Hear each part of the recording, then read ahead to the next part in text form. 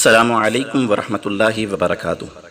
ناقص نظام تعلیم کی وجہ سے اسکولوں کالجوں سے پڑھ کر نکلنے والے بچے دنیا میں کچھ بھی نہیں کر سکتے۔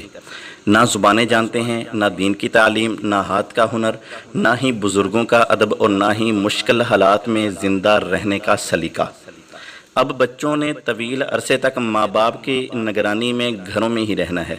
اپنے بچوں کو آنے والے دور کے لیے تیار کریں، جسمانی طور پر بھی، ذہنی طور پر بھی اور روحانی طور پر بھی۔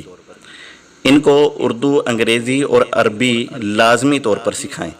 اسلامی تاریخ اور تہذیب کے بارے میں مکمل آگاہ کریں۔ اپنے بچوں کو لازماً ہنر سکھائیں، کوئی نہ کوئی ہاتھ کا کام جو ان کو مصروف بھی رکھے اور جس سے آنے والے وقت میں یہ کارآمد ہو سکیں۔ سلطان عبد الحمید کارپینٹر تھے، لکڑی سے بنایا ہوا ان کا فرنیچر آج بھی محفوظ ہے۔ سلطان سلیمان زیورات بناتے تھے، اورنگزیب بادشاہ قرآن لکھتا تھا۔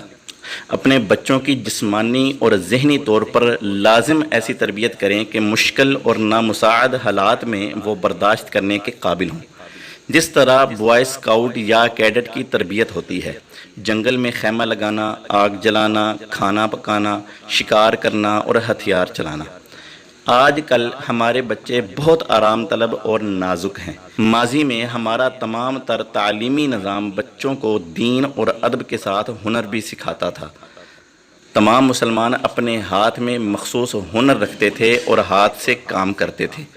کوئی لوہے کا کام جانتا تھا تو کوئی لکڑی کا، کوئی کپڑا بناتا تھا تو کوئی چمڑے کا کام جانتا تھا، کوئی مرغبانی کرتا تو کوئی غلہ بانی یا کاشتکاری کرتا۔ آگے آنے والا دور مشکلات اور جنگوں کا دور ہے، اپنے بچوں کو اس کے لیے تیار کریں۔ اب ڈگریاں ہاتھ میں لے کر کالج سے نکل کر نوکریاں تلاش کرنے کا دور ختم ہو گیا ہے۔ بہت سے لوگ ابھی بھی یہ سمجھ رہے ہیں کہ دنیا دوبارہ پرانی ڈگر پر واپس چلی جائے گی۔ آپ ہوش میں آ جائیں، دنیا بدل گئی ہے۔ اب دنیا دوبارہ اس ڈگر پر کبھی نہیں لوٹے گی۔ اب ہم دجالی دنیا میں قدم رکھ چکے ہیں۔ ایک کرونا نے ہی کیسا گھما دیا ہے کہ آگے کے فتنے تو اس سے بھی مزید سخت ہوں گے، اور یہ کوئی فرضی بات نہیں ہے۔ ایک تو آنکھوں کے سہانے خواب ہیں، اور دوسرا ان سب حالات کی خبر افضل الرسل سرکار دو عالم میرے پیارے نبی حضرت محمد رسول اللہ صلی اللہ علیہ وسلم نے ہمیں دی ہوئی ہے کہ یہ سب ہو کے رہے گا۔ اب بچے گا وہی جو چکنا ہوگا، دانشمندی اور ایمان و عمل کو اختیار کرے گا۔